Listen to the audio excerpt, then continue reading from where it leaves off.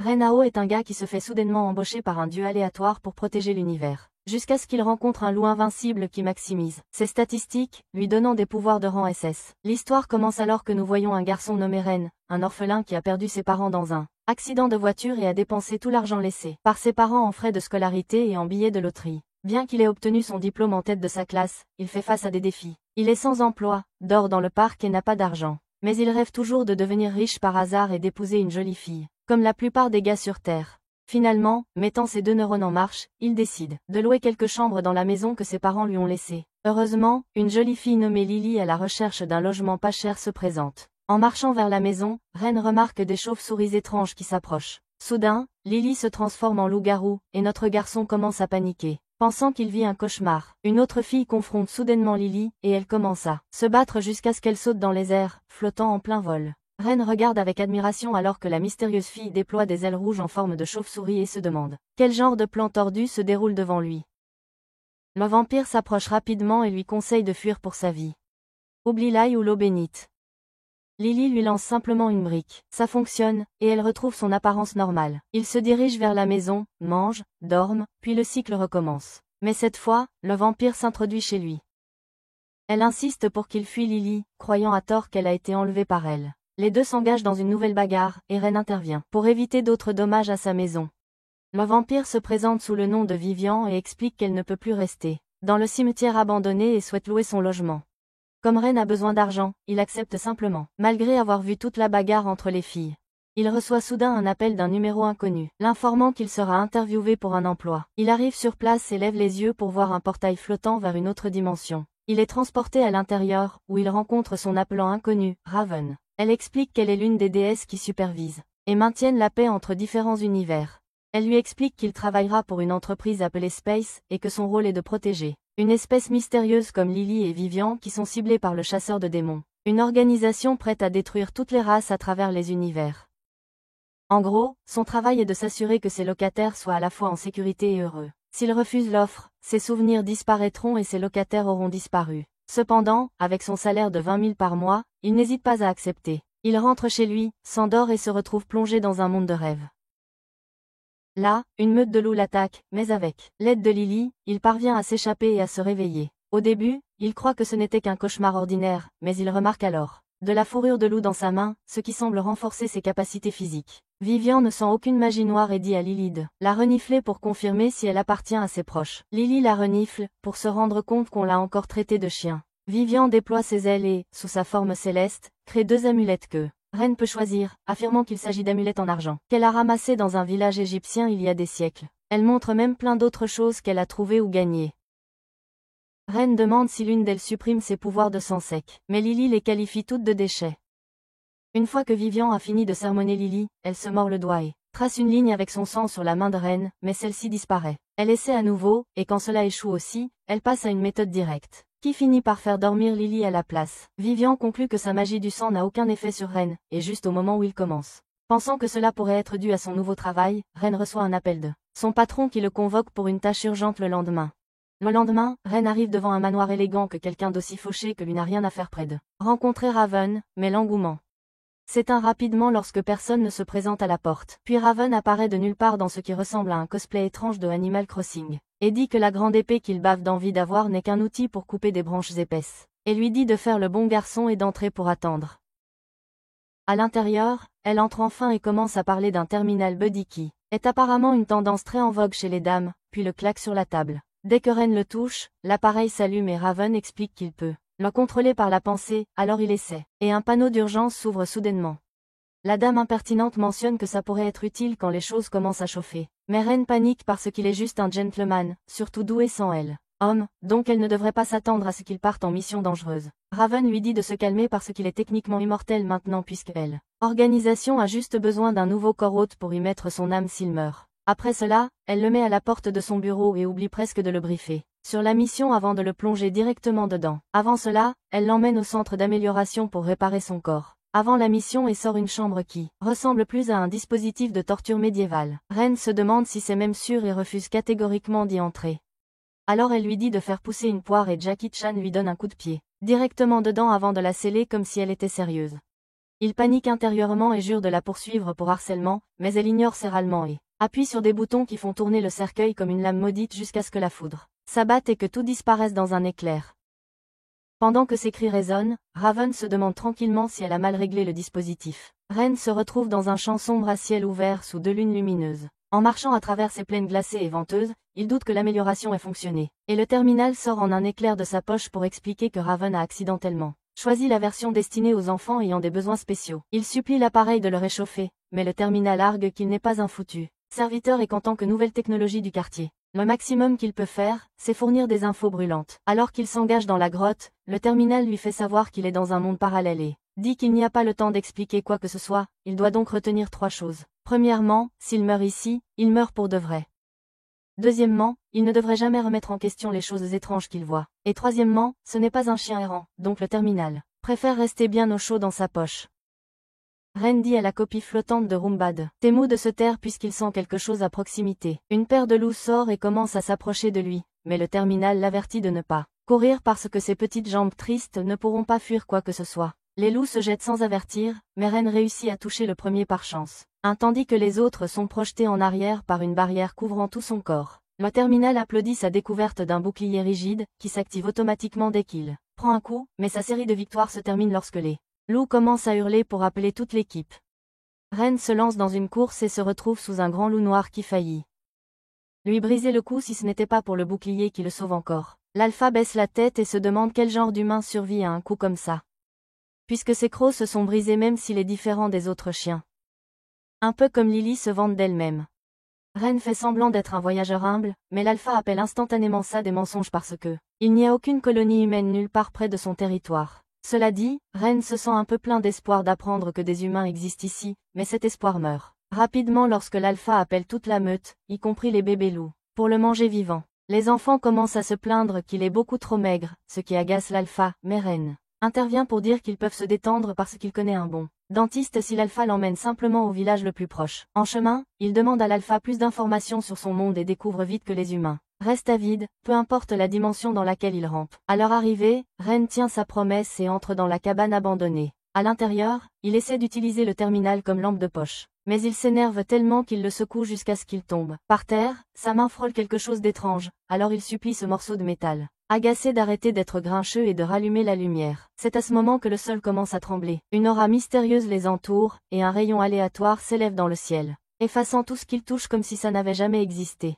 Pendant ce temps, Lily pense un chiot mal en point, mais après avoir éternué, le chien s'enfuit comme s'il était radioactif. Elle le poursuit et finit par percuter un grand type. Le gars ne bronche même pas, il continue simplement à marcher, la laissant stupéfaite de voir comment il n'a pas bougé d'un pouce après l'avoir percuté. Elle revient avec le chiot dans les bras et surprend Vivian dans un moment suspectement intime avec l'aspirateur. Vivian fait comme si de rien n'était et change rapidement de sujet, disant que l'endroit parfait où elle a trouvé Lily, l'endroit idéal pour qu'elle dorme, en montrant une niche à chien qu'elle a trouvée à côté d'un sans-abri. De retour au centre d'amélioration, Ren revient et reçoit un accueil décontracté de Raven qui lui demande comment ça s'est passé. Il évoque le bouclier et se plaint qu'elle aurait dû lui donner un pouvoir cool ou quelque chose d'utile en fait. Raven explique que les améliorations ont besoin de temps pour s'intégrer dans son système avant qu'il ne voit de vrais résultats. Elle lui dit ensuite que le monde des rêves qu'il a visité est en quelque sorte un univers parallèle, qui indique que la plupart des humains ne peuvent pas y accéder sur un coup de tête. Ren trouve cela étrange car il y est déjà allé auparavant dans son sommeil et lui tend un morceau de fourrure qu'il a ramené. Avec cela, elle le chasse de la mansion et lui conseille de ne pas trop réfléchir. Rien parce que sa prochaine mission en Europe nécessite toute son attention. Alors qu'il s'en va avec un billet, Raven allume la fourrure avec un sort, la regardant brûler comme un signe que quelque chose du monde des autres vient de s'infiltrer dans le leur. En même temps, un gars aux cheveux verts qui semble être un chasseur de démons se déshabille et se prépare à s'envoler pour l'Europe également. Dans l'avion, Vivien demande à Ren des informations sur la cible et apprend que tout ce qu'il sait, c'est qu'ils doivent trouver quelqu'un dans un endroit appelé Yorkford. Elle jette un coup d'œil par la fenêtre, stupéfaite que les avions volent même plus haut que Snoop Dogg, et partage que c'est la première fois qu'elle prend l'avion depuis qu'elle peut voler où elle veut. Lily se moque d'elle et dit que cela veut juste dire qu'elle est une clocharde qui ne peut pas se permettre un billet. Une fois qu'ils atterrissent, Vivien sent que l'endroit a l'air très différent de ce qu'elle se rappelle.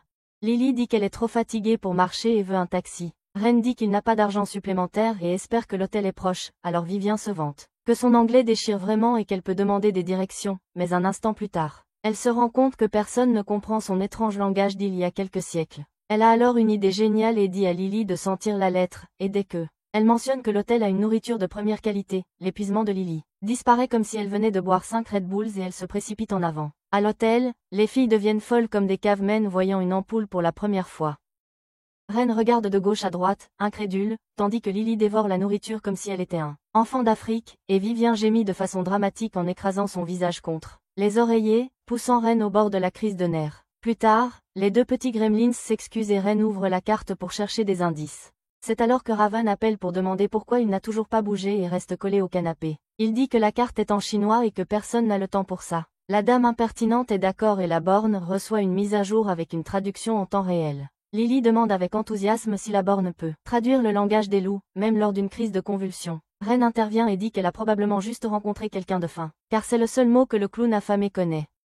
Après ça, ils ont tous faim et se dirigent vers la salle à manger, où Lily avale sa nourriture comme si c'était son dernier jour sur Terre. La chauve-souris de Vivien remarque que les statues du couloir sont taguées avec des autocollants magiques sur leurs joues dures comme de la pierre, alors elle prévient le groupe de partir avant que ça ne devienne louche. Mais un étranger flashy lui dit de s'asseoir, et se présente comme Nangong, venu de Chine. Ren demande s'il sait quelque chose sur Yorkford et apprend qu'il s'y rend aussi. Même si les touristes l'évitent généralement car c'est une ville fantôme avec un château maudit. Cette nuit-là, Ren se rend compte qu'ils ne savent toujours rien sur la cible quand Vivien arrive, avec un air sérieux et dit qu'elle sent un chasseur de démons. Sa chauve-souris confirme que l'hôtel est rempli de sorts partout, et elle affirme que ça doit être l'homme venu de Chine, ce qui fait craindre à Ren qu'elle soit une supportrice de Trump, mais le chinois apparaît alors et dit simplement bonjour avant d'admettre qu'il est un chasseur de démons. Il se présente de nouveau comme un entrepreneur chasseur de démons, mais Vivien le traite immédiatement d'imposteur. Il garde un visage impassible, ce qui ne fait que la faire éclater de rire encore plus, et elle lui souhaite de beaux rêves alors qu'il essaie de prouver ses compétences en se téléportant devant elle, pour finalement trébucher et presque remporter le record du monde de la mort la plus embarrassante. Après cela, il dit à la bande qu'il est impossible pour des petits noms comme lui de percer de nos jours, alors il se fait sa propre promotion chaque fois qu'il le peut et l'accompagne d'une incantation pour impressionner Vivien. Il remarque alors instantanément que Ren et les filles ne sont pas des gens ordinaires, et pendant que Ren fait semblant d'être ignorant, Mangong le dénonce, puisque les humains normaux ne connaissent pas les chasseurs de démons. Cela étant dit, Vivien admet qu'ils ne connaissent pas le chemin, alors Mangong offre gracieusement de guider la vampire jusqu'à Yorkford. Ren trouve étrange qu'elle lui fasse confiance si vite, mais Vivien dit que c'est juste une stratégie, et que garder leur ennemi proche est utile car leur cible pourrait être liée à son affaire. Dans le train pour Yorkford, Vivien s'énerve de devoir s'asseoir à côté du cabot bavard, et les dames adultes commencent à se battre comme des petites filles. Ignorant les filles monstres grincheuses, Ren se tourne vers Mangong pour lui demander des choses sur les fantômes, pour apprendre qu'il n'a pas beaucoup d'infos. C'est à ce moment-là que la télé embarquée diffuse une interview avec un Frankenstein de 1 mètre qui parle de ce qu'il a vu. Le gros homme chuchote comme un type louche à propos de feux bleus sauvages tourbillonnant autour du château. Il en fait tout un drame avec une peur traumatisante et le journaliste dit que le gouvernement offre maintenant de l'argent à quiconque résout le mystère, ce qui fait briller les yeux de Vivien. À ce moment-là, Big Chungus, grand-père indien, et une blonde entrent avec une mauvaise ambiance. Le grand gars perd son sang-froid après que son orteil ait heurté la mallette de Mangong. Lily le déplace facilement, et le gars chinois se vante que cela contient une arme puissante. Vivien lui fait un test de vibe en disant que de vrais chasseurs de démons ne comptent pas sur des armes, ce qui signifie qu'il est nul dans son travail. Une fois qu'ils arrivent enfin à Yorkford, ils sont accueillis par le gros homme croûté de la télé qui s'excuse qu'il n'y a pas de chambre libre. Mais il dit qu'il est prêt à en rendre quelques-unes vides pour les jolies filles avec un sourire si sale qu'il devrait figurer sur un avis de recherche. Après une brève attente, le vilain aubergiste leur remet les clés. Vivien porte Lily à l'étage, qui est d'une manière ou d'une autre endormie sur ses pieds. Et bien sûr, cela se transforme en un peu de tumulte. Mangong prend l'autre clé pour la chambre qu'il partagera avec Ren, tandis que le aubergiste demande s'il prévoit de visiter le château pour les événements fantomatiques. Ren essaie de passer outre, mais Mangong intervient comme un clown complet, annonçant fièrement qu'il est un chasseur de démons professionnel venu de Chine et qu'il est là pour éliminer tous les esprits malins du château. Le vieil homme murmure quelque chose à propos d'avoir entendu parler de nécromanciens chinois auparavant, mais Mangong les rejette rapidement comme étant de second rang. Le vieux s'excuse et se présente comme Angus, affirmant qu'il possède l'hôtel. Pendant ce temps, Vivien semble avoir du mal avec Lily, à moitié endormie, qui ne facilite clairement pas son travail. Mangong demande à l'ancien homme un endroit plus privé pour parler et demande une carte. Mais Angus lui dit qu'il n'y en a pas et commence à expliquer que le soi-disant château des fantômes était en réalité connu sous le nom de château Yorkford il y a plusieurs siècles. Il fait de son mieux pour les effrayer en racontant de vieilles histoires effrayantes, disant que, après une rébellion, un groupe de soldats s'est retrouvé piégé dans les tunnels et s'est transformé en fantôme qui chasse maintenant les chercheurs de trésors pour se venger. Il explique que le premier seigneur du château était un célèbre chasseur de trésors qui avait amassé tellement de butin qu'il avait construit d'innombrables tunnels et pièges, comme ceux des pyramides égyptiennes. Ce seigneur avait 3 fils, mais après sa mort, l'aîné hérita du trône, du trésor, ce qui provoqua une rébellion des 2 autres. Une ville transformée en champ de bataille et le château était réduit en ruine avec les 3 frères allongés à l'intérieur. Après avoir entendu l'histoire, Reine se dirige vers Vivien et la partage avec elle comme un mari le ferait avec sa femme. Vivien révèle que ces petites chauves-souris, qu'elle a envoyées explorer le château, ont bien détecté des traces de senteurs fantomatiques, correspondant à l'histoire effrayante du vieux. Mais après avoir mis les pièces ensemble, elle comprend que puisque les fantômes sont sous terre pendant que les événements fantomatiques se produisent au-dessus du sol, il est peu probable qu'ils soient liés. Au lieu de cela, elle soupçonne que tout cela a quelque chose à voir avec le nouveau locataire qu'ils doivent trouver. Reine retourne alors dans sa chambre commune et trouve le chasseur de démons accroché à une photo. Il s'avère que Nangong a une sœur à laquelle il tient profondément, même s'il ne l'a pas vue. Depuis qu'il est devenu chasseur de démons, ayant quitté pour la protéger de son travail dangereux. Reine panique à l'idée de dormir à côté de quelqu'un comme ça, mais Nangong agit de façon décontractée, comme s'il était déjà en train de somnoler dans son sac de couchage déchiré. Pour aggraver les choses, les lumières s'éteignent soudainement, bien que Nangong le rassure calmement, en disant que c'est juste une coupure de courant normale à l'hôtel. Le type propose même de partager son sac de couchage, mais Reine le remballe immédiatement. Pendant ce temps, le vieux bonhomme escorte un trio jusqu'au château, exigeant 50 € par personne. Le trio argue qu'ils avaient convenu de 35 et, après une brève altercation, ils s'accordent sur 45. Alors que la camionnette s'éloigne, Nangong se faufile à la fenêtre, souriant tout en les espionnant à travers une longue vue. De retour dans la chambre, Reine somnole quand la fenêtre soudainement s'ouvre et Vivien saute à l'intérieur, lui faisant peur. Elle lui dit que Nangong est déjà parti, avec le même trio qu'ils ont vu dans le train. Inquiets qu'ils puissent nuire à leur locataire, les 2 attrapent la toujours endormie Lily et se précipitent pour suivre. D'un autre côté, le vieux bonhomme fait de son mieux pour effrayer le trio, tandis que Nangong profite d'une balade gratuite sur le toit de leur véhicule. Juste à ce moment-là, un serpent sort d'un des sacs du trio, surprenant le démon chasseur puisqu'il a peur des insectes et des créatures similaires. Le trio est effrayé par le bruit, mais Angus soupçonne un fantôme gémissant. Revenons à notre héros, Vivien vole haut en le portant à travers le ciel, suivant leur ami loup-garou qui piste l'odeur de Nangong. En chemin, elle mentionne que ses invocations ont trouvé un raccourci qui pourrait les aider à rattraper leur retard. À ce moment-là, Reine réalise qu'il a une vision améliorée et l'utilise pour voir que Lily s'est endormie en courant, s'écrasant tête la première au sol. Une vérification rapide sur elle, mais heureusement, le crash de Lily se termine en révélant un raccourci vers le château. Le raccourci s'avère être difficile, rempli de pièges et d'obstacles, mais ils parviennent à l'emprunter indemne. Après être sortis, Vivien suggère de rester sur leur garde, car ils n'ont aucune idée de ce qui les attend.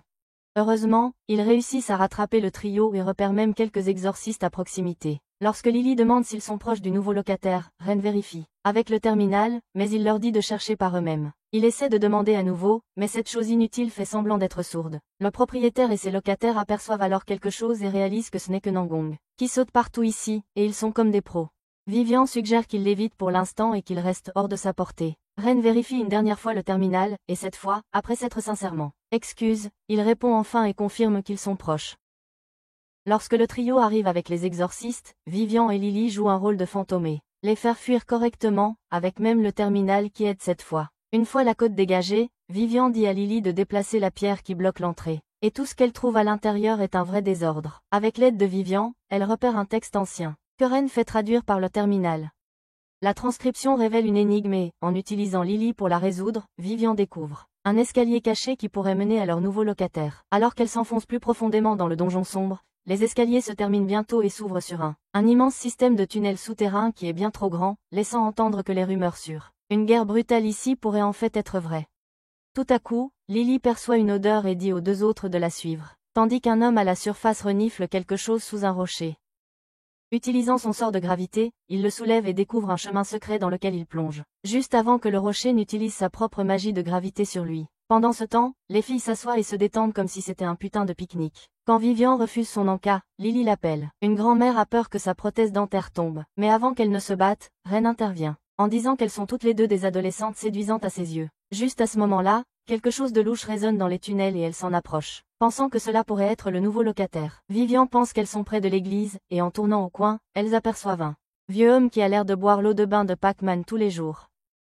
Avant que Lily ne compromette leur couverture avec sa grande bouche, Vivien lui claque la mâchoire et utilise ses pouvoirs pour les transformer en figures brumeuses, ce qui leur donne l'apparence de fantômes. Pendant que les 2 essaient d'élaborer un plan, Lily s'approche furtivement du gars comme si elle allait l'attaquer en douceur et lui tire la langue. Puis Ren le pousse à bout jusqu'à ce qu'il craque et avoue qu'il veut juste de l'argent. Pour impressionner sa femme qui est partie avec les enfants, la brume de Vivian commence à disparaître, alors Gostren lui ordonne de disparaître avant qu'il ne se fâche. Une fois que le type a disparu, Lily pointe du doigt des dessins sur le mur que Vivian identifie comme des runes anciennes avertissant que l'esprit du maléfique Didi est scellé là-bas, et le réveiller alerterait les milliers de fantômes qui le gardent. Vivian pose sa main sur le mur qui s'illumine, de manière menaçante alors que des flèches tombent du ciel. Pendant que Ren protège les filles, Lily s'engouffre par une porte sur le côté. En même temps, Mangong rampe à travers un tunnel sans fin lorsqu'une adorable rate apparaît, juste devant lui et le surprend si violemment qu'il explose comme un creeper. Alors qu'ils avancent, Ren observe la zone délabrée avant de réaliser qu'ils sont au beau milieu d'un piège de rochers dans un manuel. Alors le trio presse contre le mur pour le contourner, mais la chienne lobotomisée hurle après la roche roulante comme si c'était une quête de récupération et finit par ouvrir une trappe. Vivian intervient de justesse pour l'empêcher de se transformer en tache de sang, pendant que Mangong atteint enfin le mur aux runes. Il sourit comme un idiot et croit qu'il peut tout à fait lire le chinois et les touches, pour finir transformé en fromage suisse par une pluie de flèches. Quand les filles atterrissent enfin, Ren s'écrase avec son énorme camion benné. Les écrase, mais elles oublient tout dès qu'elles aperçoivent un trésor amassé en hauteur. Ren les arrête juste avant qu'elles ne sautent dans un puits rempli de pointes et comprend que tout cela n'est qu'un piège à convoitise pour les clowns avides, tandis qu'il fait preuve d'une patience digne d'un Bouddha. Alors qu'elle s'aventure plus loin, Ren déclenche un piège qui fait se refermer les murs sur elle, et dès que Lily essaie d'utiliser ses pouvoirs, elle perd ses forces. Il en va de même pour Vivian, et les deux filles réalisent que leurs pouvoirs sont scellés. Lily se plaint de ne jamais avoir pu manger une crêpe avant d'en devenir une elle-même et Vivian dit à Ren de courir, mais Ultra Instinct Shaggy reste calme et se lâche avec juste 1% de son énergie, laissant les filles stupéfaites. Pendant ce temps, Mangong arrive dans la zone des rochers où il utilise le coude chasser le mur, mais ensuite Monsieur Smoothbrun monte directement la pente en pensant que le trésor l'attend, pour tomber dans une trappe qui le fait atterrir dans un immense lac. D'un autre côté, Ren et les filles décident qu'il est temps de faire une pause quand notre gars faillit se faire dessus alors qu'un homme fantôme apparaît, et ensuite toute sa bande se lance à leur poursuite. Lily frappe le premier et s'empare de son épée dorée pendant que Vivian scelle le chemin derrière eux alors qu'ils plongent dans la pièce suivante. Lily aperçoit quelque chose gravé sur la lame et Vivian s'immobilise après avoir lu que ce qui est enfermé ici n'est pas un fantôme, mais une pierre magique capable d'invoquer des démons du purgatoire. Lily demande pourquoi il ne casse pas simplement la chose, mais Vivian répond que ça ne fonctionne pas comme ça puisque la pierre est scellée. Si ce sceau se brise, une menace ultra dangereuse pourrait surgir et plonger le monde entier dans le chaos. Ren demande alors si la pierre magique est le gigantesque cristal lumineux qui flotte au-dessus d'eux. Pendant ce temps, Mangong semble prêt à abandonner la vie jusqu'à ce qu'il ressente une montée incroyable de magie qui lui fait soudainement sentir que sa vie vaut la peine d'être vécue. Ren commence également à sombrer dans le désespoir et supplie Terminal d'appeler son patron pour obtenir de l'aide, mais le robot amer dit qu'il préfère le voir souffrir un peu plus longtemps. Pendant que ce désastre se déroule, Mangong se retrouve coincé dans une impasse et fait ce que ferait n'importe quel génie, il décide de tout faire exploser. L'explosion détruit l'un des supports du cristal et déclenche un piège. Alors, c'est stupide, ça fait mal, libérant une série de chevaliers fantômes directement dans la chambre. Juste au moment où le trio se retrouve coincé par les gardes, des flèches commencent à pleuvoir dessus alors que le soi-disant chasseur de démons professionnel arrive pour un sauvetage spectaculaire. Mangong repère les trois et se demande comment ils ont réussi à arriver là, mais décide que ce n'est pas le moment de poser des questions. Il saute en l'air comme s'il avait des ailes, pour atterrir directement dans le chaos, perdant une dent au passage.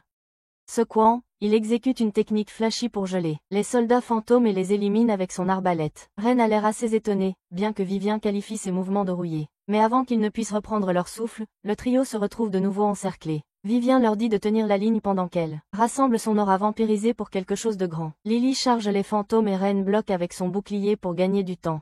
Tandis que Mangong, maintenant à court de munitions, finit par servir d'appât pour les fantômes. Alors que les fantômes se rapprochent du pauvre type impuissant, Lily lance un énorme rocher qui assomme non seulement les fantômes mais aussi le soi-disant chasseur de démons professionnel. Pendant que le champ se libère, Vivian finit de charger son énergie et s'élève dans les airs, les ailes grandes ouvertes. D'un dernier effort, elle déclenche son coup final aspirant le sang, et juste au moment où il pense avoir gagné, la puissante explosion change soudain de trajectoire en plein vol et se fait aspirer dans le cristal rubis lumineux suspendu au-dessus. Le cristal commence à briller et s'active, ouvrant un chemin dans le ciel. De ce chemin, une série de Mikir tombe pendant que Ren lance son bouclier pour les protéger des ruines en train de s'effondrer du château. Du ciel descend un monstre démoniaque qui ressemble à un boss final d'une série de super-héros. Alors que Ren essaie de réveiller Mangong, la bête de magma fond sur lui et le prend. dans une griffe tout en attrapant involontairement le chasseur de démons avec lui. Ren panique à cause de l'excitation mais le démon s'envole silencieusement vers un endroit lointain et les jette. Vivien et Lily se précipitent pour demander à leur propriétaire s'il respire encore. Et juste au moment où les choses semblent devenir sérieuses, Vivien déclare que ses pouvoirs de suceuse de sang sont égaux à ceux du démon. Elle commence à canaliser son aura et invoque une lune ensanglantée dans le ciel. Cependant, la lumière de la lune, au lieu de renforcer leur locataire loup-garou, la fait bâiller et elle s'évanouit sur place. Vivien se prépare à déclencher une attaque qu'elle prétend avoir déjà envoyée à un type nommé Poséidon. Volé, mais juste avant qu'elle puisse passer à l'action, le démon interrompt tout en appelant à plusieurs reprises son propriétaire d'un ton qui rend difficile de dire s'il est sérieux ou juste ennuyé. La machine inutile finit par se réveiller et annonce l'évidence, affirmant qu'ils ont trouvé le nouveau locataire. Le démon se présente sous le nom de Isax, tandis que Vivien demande au terminal idiotie. C'est un genre de bug technique, mais la machine confirme que le signal vient d'ici. Isax remercie Mangon de l'avoir réveillé et essaie de rendre l'appareil en le faisant tourner dans ses griffes seulement pour finir par le lancer loin dans la distance. Il se tourne alors vers son nouveau propriétaire et demande un contrat de bail. Vivien proteste, mais Lily n'hésite même pas avant d'accepter, et lui serre la main comme s'il était des amis de longue date. Elle donne même au démon un surnom, l'appelant un gros gars, ce qu'il semble apprécier. Lorsque Ren demande au terminal s'ils doivent encore s'inquiéter des fantômes rantants le château, Isax prend le travail à sa charge et les élimine avec une attaque de météores, emportant tout le château avec eux. Parmi toutes les choses sur lesquelles le terminal pourrait commenter, il se contente de dire à quel point le nouveau locataire est poli. Vivien essaie de s'opposer à l'acceptation du démon, mais finit par être flatté. Quand Isax la complimente sur sa magie en la qualifiant de puissante. À ce moment-là, Ren entend des reporters s'approcher et commence à paniquer que le démon va devenir viral en ligne.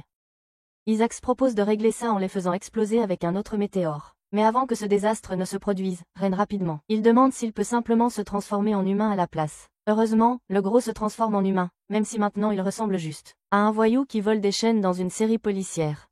Le lendemain, Ren se rend chez son patron et commence à se plaindre tout de suite de s'être presque fait tuer à l'endroit où elle l'a envoyé. Raven ne bronche même pas et demande à la place des nouvelles de son nouveau locataire. Ren explique comment le gars essaie de résoudre chaque problème en jetant des météores dans chaque sauce soja comme s'il en était sponsorisé. Il a également découvert que le gars avait atterri en catastrophe sur Terre dans son vaisseau spatial il y a environ un mois et que la pierre magique qu'ils ont vue n'était qu'un portail aléatoire. Raven explique que le vaisseau spatial du grand gars est en fait coincé dans une autre dimension, ce qui est la véritable raison pour laquelle elle a envoyé Ren en mission. Lorsque Ren demande ce que Isax faisait avant tout ça, Raven lâche joyeusement la bombe. Qu'il était un magnat des démons qui a ruiné son entreprise et a fini par être scanné par son propre peuple. De retour à la maison, le grand gars parvient d'une manière ou d'une autre à agir de manière décente et se dirige même pour un entretien puisqu'il doit payer son loyer.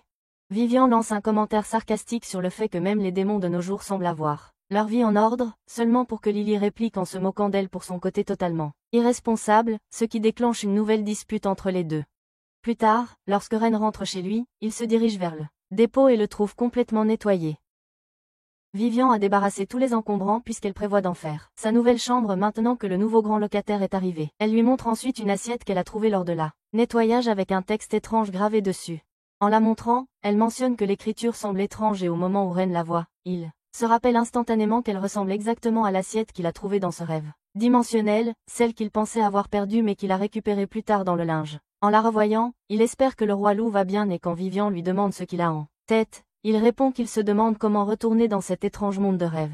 En examinant de plus près l'assiette, Vivien suggère que ce n'est peut-être pas une coïncidence et peut-être qu'il a visité ce royaume des rêves quand il était enfant. Elle commence à lire le texte avec un air sérieux mais abandonne la comédie juste après avoir dit qu'elle ne comprend rien. À ce moment-là, Ren reçoit un appel et apprend qu'Isax a été arrêté par la police, et Vivien commente que ce n'était qu'une question de temps, puisqu'il ressemble déjà à un portrait robot ambulant. Le lendemain, Ren se traîne comme un zombie vers l'appel soudain de mission de Raven, quand il aperçoit une jolie fille chantant sans parole dans le parc. Terminal plaisante en disant qu'elle est probablement sans abri et gagne sa vie dans la rue. Alors que Ren est hypnotisé par sa voix, la fille sourit et lui fait signe. Il lui rend son signe, mais se souvient qu'il n'a pas d'argent à offrir. Alors elle le regarde s'éloigner brusquement et se fâche. À la demeure, Ren voit Raven en plein changement d'humeur alors qu'elle lui dit que la prochaine cible a été accidentellement transportée sur une planète à des années-lumière, et que c'est maintenant à lui d'aller la chercher. Ren dit qu'il a besoin d'une pause après toute cette folie qu'il vient de passer, mais elle lui dit de prendre son courage à deux mains. Elle explique qu'il sera transporté à la station spatiale Kuiper et de là, son vaisseau spatial le mènera vers la planète extrasolaire lointaine. Puis elle ajoute que la planète est principalement recouverte d'eau, alors il rencontrera son expert en mer, qui s'avère être la même fille mignonne du parc. qui est toujours fâchée d'avoir été ignorée. En rejoignant l'embarras, Raven révèle qu'elle est aussi la nouvelle locataire de Ren. De retour à la maison, la fille se présente comme la voyageuse Woo-Yu. Lily la salue et Goodman fléchit ses gros biceps noirs tout en déclarant tranquillement qu'il est un diable, laissant Woo-Yu bouche bée. Vivian demande quelle est sa race et Woo-Yu explique qu'elle est une sirène. Bien qu'elle ait grandi sur Terre, c'est pourquoi elle a des jambes. Voyant la confusion de Ren, Vivian explique que les sirènes sont des créatures marines rares, avec seulement des femelles connues pour attirer les partenaires avec leur chant doux. Après que le festin de bienvenue se termine, Ren les informe de la nouvelle mission pour trouver le locataire numéro 5 et dit que seulement 2 d'entre eux peuvent l'accompagner. Vivian demande où ils vont, puisqu'elle connaît chaque centimètre de la Terre, mais panique quand Ren dit qu'ils vont dans l'espace. Goodman affirme fièrement qu'il a de l'expérience spatiale. Lily fait une crise de colère à l'idée de manquer quelque chose, mais soudain, elle s'effondre avec un mal de ventre, malgré à peine avoir mangé, ce qui signifie qu'elle est probablement malade, donc Ren pense que c'est une mauvaise idée de l'emmener. Le lendemain matin, Ren se tient sur le balcon pendant que Vivian et Lily lui font signe au revoir. Avant qu'ils ne disent quoi que ce soit, Terminal les téléporte dans l'espace sans avertissement et ils atterrissent à l'intérieur de la station spatiale Kuiper, où une adorable alien femme aux cheveux verts les accueille en tant que guide. Elle explique que la station possède des zones spécialisées pour différentes espèces, bien que Woo-Yu remarque que sa station semble aussi vide que son âme. Ignorant son sarcasme, la guide demande à Ren de se concentrer et lui dit qu'ils vont se rendre à leur vaisseau assigné, qui est piloté par une équipage alien. L'idée de rencontrer de vrais extraterrestres l'enthousiasme, et lorsque notre groupe atteint le vaisseau spatial, il reste bouche bée devant la beauté du vaisseau, tout droit sorti d'un film de science-fiction, et les membres de l'équipage extraterrestre ont aussi l'air plutôt ridicules. Terminal leur dit d'arrêter de regarder comme des touristes américains et de monter déjà. Une fois à l'intérieur, Ren regarde autour de lui en s'attendant à voir plus de passagers mais il se rend compte qu'ils sont complètement seuls, à part eux-mêmes. Pendant qu'ils écoutent Terminal expliquer la mission, Elon Musk, avec ses cheveux roses fabuleux, se présente comme le capitaine du vaisseau et affirme audacieusement que, bien que leur destination soit à des années-lumière, sa mâchoire sculptée améliore l'aérodynamisme, donc ils y arriveront en un jour. Juste après avoir dit cela, son vaisseau commence à trembler comme un tracteur et au moment où le capitaine Musk donne l'ordre, le vaisseau s'élance comme une torpille. Pendant le voyage, le groupe passe le temps à jouer aux cartes, que Goodman domine tellement que Woo-Yu doute que ce soit sa première fois. Ren regarde par la fenêtre et se demande pourquoi le voyage à la vitesse de la lumière semble si lent, mais alors, le vaisseau secoue à nouveau et le capitaine affirme que c'était le bruit de ses rivaux qui le dépassait à toute vitesse. Il dit qu'il est enfin temps de prouver que sa fusée est plus grande et atteint le point culminant plus rapidement. Terminal traduit rapidement ses jappements et dit que le capitaine Musk veut battre la compagnie de transport ennemie dans une course et l'homme ignore complètement Ren qui dit qu'il doit s'arrêter en chemin. Terminal avertit que s'ils ne larguent pas le vaisseau maintenant, ils dériveront dans l'espace pendant des années avant d'atteindre la cible, alors que les deux vaisseaux s'entrechoquent comme des Beyblades. Le trio se précipite vers la navette de secours la plus proche. Ren demande à Terminal comment l'allumer, au moment où il la branche, le robot hurle que il est foutu parce que le vaisseau ne peut pas lancer sauf si le SAS s'ouvre et seul le capitaine y a accès. Ren semble bloqué, mais Goodman sourit comme s'il attendait ça toute sa vie. Il dit qu'il a fait de la presse à banc des camions et il promet que ses gros bras musclés ne le laisseront jamais tomber. Il se jette sur le SAS et se transforme, en poussant comme un monstre jusqu'à ce qu'il se fissure en grand. Le terminal lance le vaisseau échappé avec Goodman toujours. En haut, il plonge directement vers la planète cible. En descendant, la température grimpe et Terminal mentionne nonchalamment que les freins sont grillés. Ren et Woo paniquent pendant que Goodman se détend sur le toit, comme si c'était une journée à la plage, parce qu'il est clairement différent. Alors qu'ils entrent dans l'atmosphère, les choses commencent à se refroidir, mais pas assez pour les empêcher de s'écraser. Ren regarde l'océan devenir de plus en plus grand jusqu'à ce que le vaisseau cassé s'écrase dans les vagues et la dernière chose qu'il voit avant de perdre connaissance est une magnifique sirène méchante nageant droit vers lui. La prochaine chose que Ren sait, c'est qu'il se retrouve de nouveau dans la dimension du rêve. Le terminal explique qu'une sorte d'instabilité spirituelle, causée par la noyade l'a attiré ici. Après avoir réalisé que le terminal peut fonctionner dans les deux mondes à la fois, Ren entend un bruit étrange et sort rapidement de la cabine, apercevant la même ancienne meute de loups d'avant, attaquée et malmenée par un groupe de loups rouges. Alors que les loups sont sur le point d'être frappés, Ren intervient et les sauve avec son bouclier. Le vieux loup dit qu'accepter la pitié serait une honte pour la tribu. Mais quand Ren refuse de reculer, le vieil homme avoue qu'il est reconnaissant pour l'aide. Surtout que la perte de ses dents l'a pratiquement rendu inutile en tant que chef. Certains des autres loups rappellent à Ren le dentiste qu'il a promis, et Ren leur assure qu'il en apportera un la prochaine fois. Il sort alors la tuile avec des inscriptions dessus, et demande au gros s'il peut le reconnaître.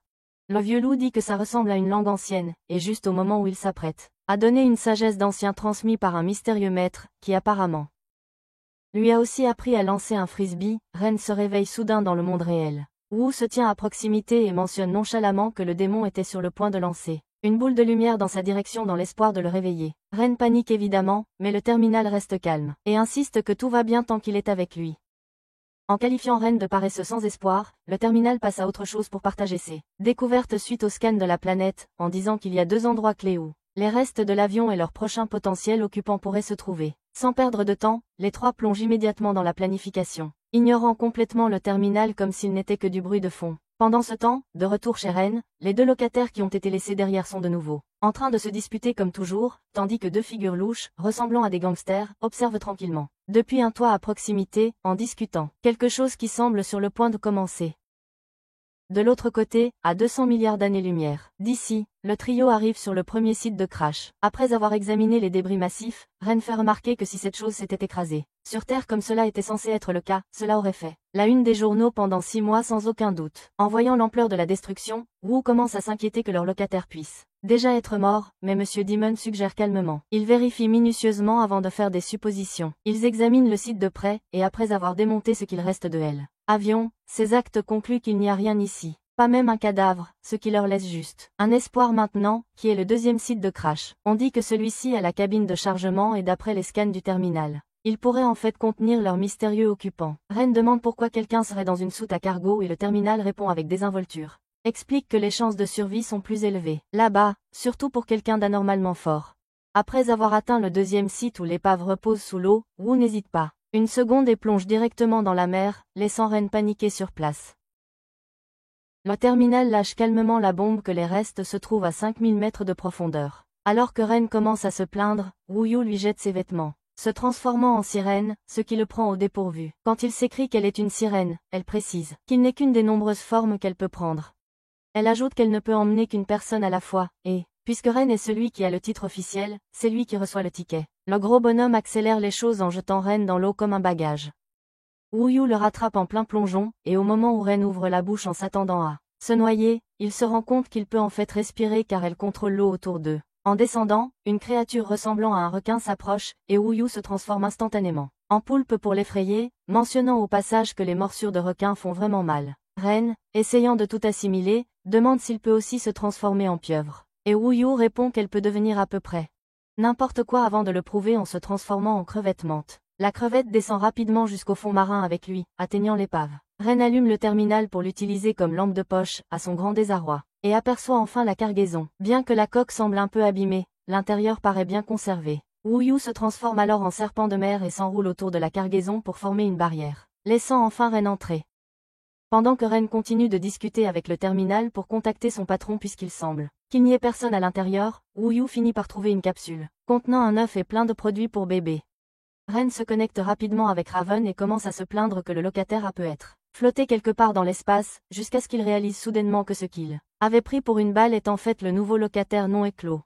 Pendant ce temps, Wu Yu fait tomber l'œuf sans le vouloir, ce qui fait peur à tout le monde. Mais heureusement, l'œuf survit à la chute comme l'un de ses téléphones qui survivent d'une manière ou d'une autre à une chute de 3 étages. Quand Ren demande comment ils sont censés revenir, Raven finit par dire qu'elle les escortera personnellement cette fois et leur dit d'attendre dans le désert. Pendant que le trio attend, visiblement mort d'ennui, la vieille femme finit par apparaître de nulle part et fait un atterrissage brutal avec son vaisseau spatial juste sur le pauvre Ren. Tandis que Wu Yu parvient à s'écarter juste à temps. Ren commence à crier qu'il aurait vraiment pu mourir, mais Raven retourne ça tranquillement. Son indignation sur la tête en annonçant que le vaisseau spatial lui appartient maintenant. Ren refuse de croire que quelqu'un d'aussi fauché que lui pourrait jamais posséder quelque chose d'aussi cool, bien que ce doute ne l'empêche pas de tomber instantanément amoureux de celui-ci. Lorsqu'il demande comment il s'appelle, Raven lui dit fièrement qu'il s'appelle le tortue hybride la plus puissante, ce qui n'impressionne personne sauf notre guide, qui a l'air prête à épouser la chose. Elle explique ensuite que l'œuf qu'ils ont trouvé appartient à une sirène d'un autre univers, qui a été anéanti et que l'œuf est juste le dernier vestige survivant. Raven les rassure en disant que l'œuf est solide et devrait éclore sans problème, à moins que Ren ait l'idée brillante de le brouiller pour le petit déjeuner. Elle ajoute que Wu Yu serait parfaite pour en prendre soin, car non seulement c'est une sirène, mais une qui est elle-même sortie d'un œuf. Sur ce, le groupe monte à bord du navire pour rentrer chez eux, même si avec Ren comme nouveau capitaine, il n'y a absolument aucune garantie qu'ils survivent au voyage. De retour chez Ren, la bande se téléporte enfin et part se reposer, pour ne trouver l'endroit en ruine et Vivian traînant Lily ligotée derrière elle. Lily les fixe comme une bête sauvage et saute sur Ren de nulle part. Elle repère l'œuf, mais Goodman l'empêche de faire une omelette avec. Pendant que Vivian explique que Lily s'est assoupie après le dîner, puis est devenue furieuse contre elle sans raison. Ren demande à Terminal de les téléporter sur le navire pour qu'il rencontre Raven, mais Terminal refuse de risquer sa propriété en manquant Wildemute, alors Goodman intervient. Il sort de la magie démoniaque et crée un grand cercle de magie noire, utilisant même la sauce barbecue, tout en mordant la tête de Lily, laissant Vivian stupéfaite par ses compétences. Une fois que c'est fait, il se téléporte au manoir de Raven où elle est occupée à inhaler des nouilles instantanées comme une reine. Mais son amusement s'arrête dès qu'elle sent que des ennuis frappent à la porte. Elle lance des piques à Ren, qui la supplie de l'écouter et d'écrire pendant qu'il commence. Lily grignote sur elle comme un raton laveur affamé. Raven la saisit par la nuque et lui ordonne de regarder dans ses yeux et de dire ce qu'elle voit. Lily, avec une confiance totale, dit qu'elle voit une délicieuse nouille sur ses lèvres. Raven essaie à nouveau et cette fois Lily voit une lueur rouge. L'une au-dessus d'une mer où tout le monde qu'elle aime se dissipe. L'horreur déclenche quelque chose en elle et elle se transforme en bête. Mais Raven lui donne un coup sur le front et l'assomme. Toujours en train de slurper des nouilles, Raven pense qu'elle traverse une régression, disant que Lily a pris sa forme de loup dans le cadre de l'évolution. Ce processus prend généralement des années, alors Vivian commence à paniquer, se demandant si les stéroïdes démoniaques de Goodman ont été ajoutés au dîner. Raven explique que les loups réagissent à la lumière de la lune. Ren se souvient de la lune rouge sang à Yorkford. Sur ce, Raven leur dit de jeter Lily dans la salle d'amélioration et de ne plus gaspiller son temps libre. Lily se réveille dans le cercueil quelques heures plus tard et s'excuse de les avoir tous inquiétés, avant de commencer à se battre avec Vivian comme d'habitude, tandis que le reste de la bande est juste soulagé qu'elle aille bien. Ren leur dit de rentrer chez eux pendant qu'il fait un rapport complet à Raven. Dans son bureau, Raven demande si sa nouvelle vie se passe bien et Ren répond que oui. Mais elle prévient que la réversion de Lily n'est pas terminée, et qu'elle ne l'a que temporairement réprimée. Ren commence à s'inquiéter et Raven pense que le meilleur choix est de la laisser évoluer. Durant la prochaine pleine lune, qui se trouve être la nuit suivante, elle lui dit qu'elle est occupée, donc c'est à lui de s'en occuper et ce n'est pas son travail de garder ses locataires de toute façon. Le lendemain, Ren achète tout ce qui est sur la liste pour une nuit de camping dans la nature, et passe sans se douter devant le type qui a l'air d'un yakuza et qui a les yeux rivés sur lui. De retour à la maison, il trouve Vivian en train de préparer un poison comme une sorcière de Scooby-Doo, qu'elle dit être la recette spéciale de sa famille avec les 11 herbes et épices secrètes du carnaval.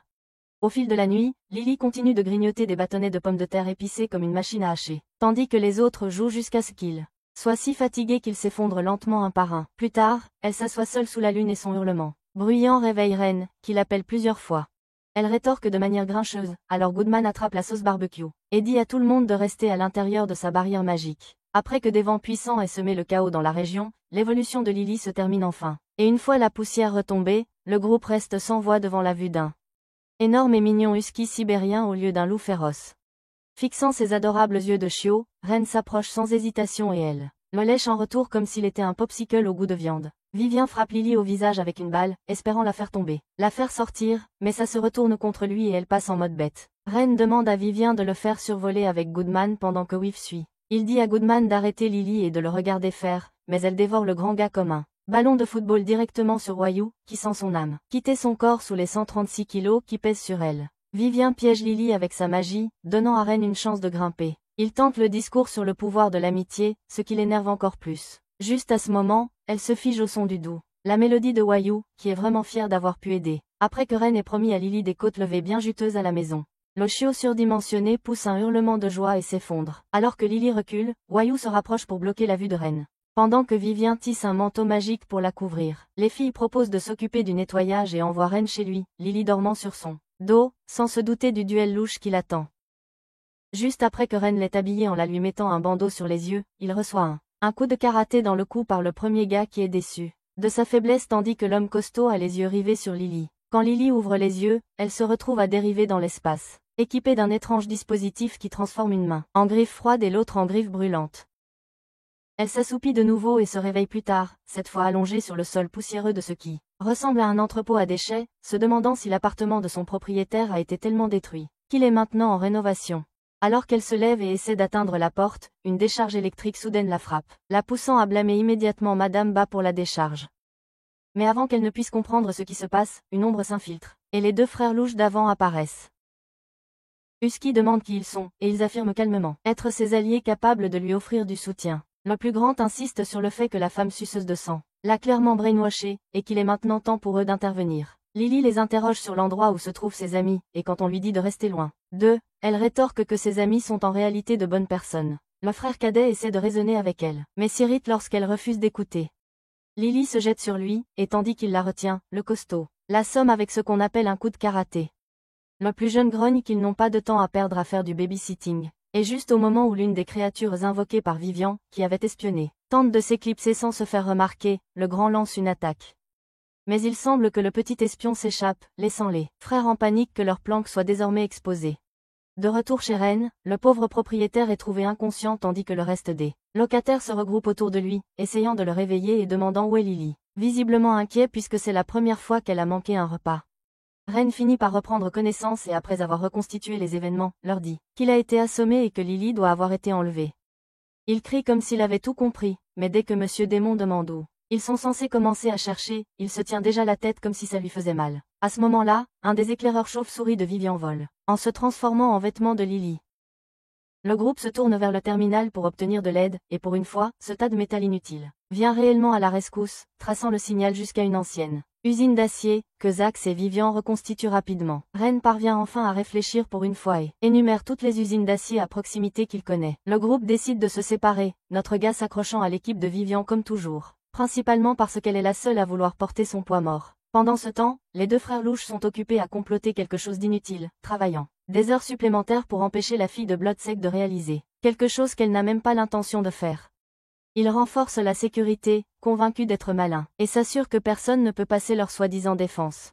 Alors que Ren et la dame au sang atteignent le repère suspect, Vivian remarque immédiatement que le brouillard entourant l'endroit n'est pas n'importe quel brouillard, mais un brouillard noir. Une sorte de magie maudite avec laquelle elle a déjà eu des démêlés, et à en juger par son apparence. C'est particulièrement désagréable. Pendant ce temps, l'autre moitié de l'équipe se retrouve dans des ennuis à cause du type ressemblant à un démon, qui défonce une porte après avoir supposé à tort que Lily était piégée à l'intérieur. De retour avec Vivian, la dame chauve-souris se contente de jeter des pierres dans le brouillard et regarde. Elle brûlait en plein air, ce qui ne fait que confirmer ses soupçons. Elle suggère nonchalamment que Ren pourrait peut-être annuler cela, puisqu'il a déjà réussi à le faire plus d'une fois avec son étrange insignifiance. Ren fait un petit test rapide, puis lui demande de le porter. Vivian lui dit de garder son bouclier prêt au cas où quelque chose tournerait mal, mais avant qu'il soit complètement en l'air, le frère de l'ombre brunâtre repère leur présence et lance une attaque que Vivian esquive à peine.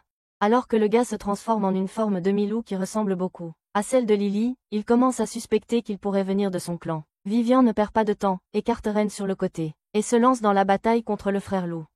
Pendant ce temps, de l'autre côté, le démon locataire parvient d'une manière ou d'une autre à transformer la situation en jeu avec les travailleurs, complètement inconscient que le chaos est déjà en train d'éclater. Alors que la bataille commence entre le loup et la dame chauve-souris, Vivian prend rapidement le contrôle du combat et, au milieu de l'affrontement, le loup l'appelle soudainement par son titre oublié, demandant si elle est vraiment la comtesse de la lune cramoisie. Pendant ce temps, notre locataire démoniaque parvient enfin à vaincre les ouvriers confus et s'échappe de cette distraction ridicule. Même Ren semble faire quelque chose d'à peu près utile, grimpant sur une tige comme un escargot en criant le nom de Lily comme si elle allait apparaître par magie de nulle part.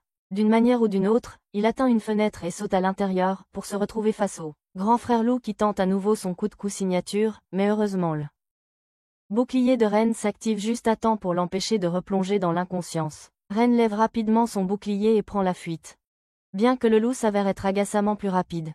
Alors que Ren continue de courir, le terminal se réveille juste pour souligner l'évidence, Ren n'a aucune chance sans se battre. Ren réplique en disant qu'il est juste un gars ordinaire, mais le terminal insiste que son corps a été suffisamment amélioré pour affronter l'adversaire. Après y avoir réfléchi, Ren s'arrête et essaie de se battre, mais il se fait complètement détruire et projeter comme une fusée de adolescents qui décolle. En se relevant, Ren se demande comment le gars continue de le trouver, peu importe où il se cache. Et le terminal lui rappelle calmement que les loups ont tendance à avoir un bon sens de l'odorat.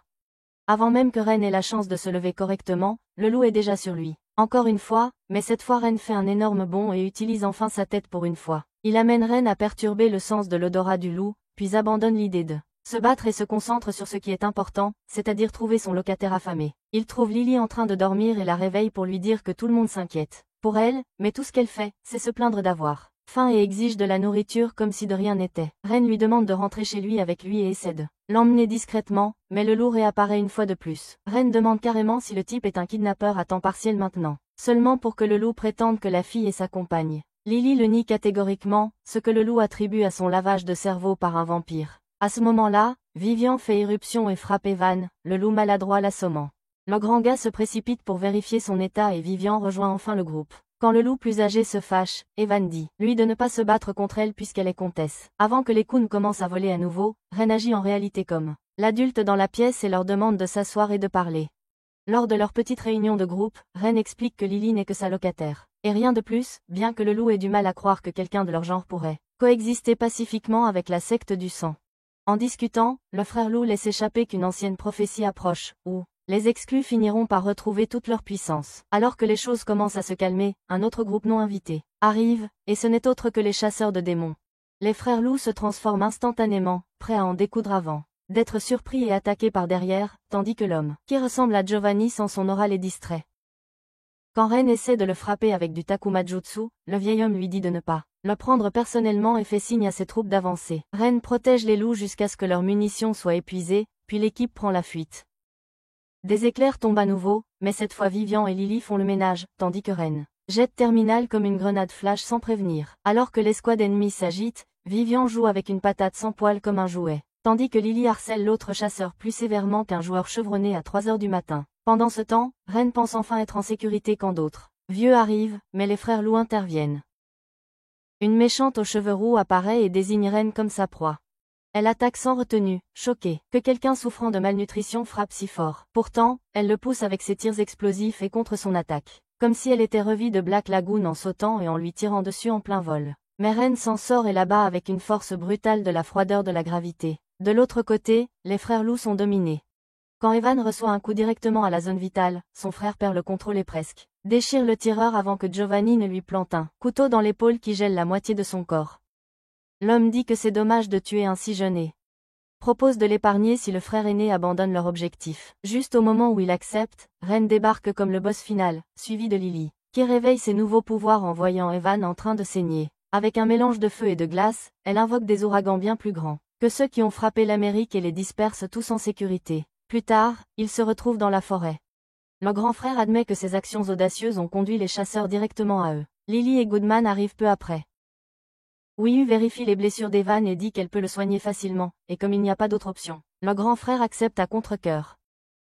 Pendant qu'elle soigne Evan, ils font connaissance, et Ren dit à tout le monde que les personnes qui ont enlevé Lily ont été envoyées par son propre clan. Virgen le pousse à expliquer la raison, et l'homme explique qu'ils suivent simplement la prophétie de la sirène, qui dit que les exclus vont bientôt se soulever et dominer l'humanité une fois pour toutes pour reprendre la vieille gloire. C'est pourquoi il voulait ramener Lily. Lily qualifie sa logique d'idiote, mais Big Brother soutient qu'il pensait que la reine vampire l'avait lavé le cerveau.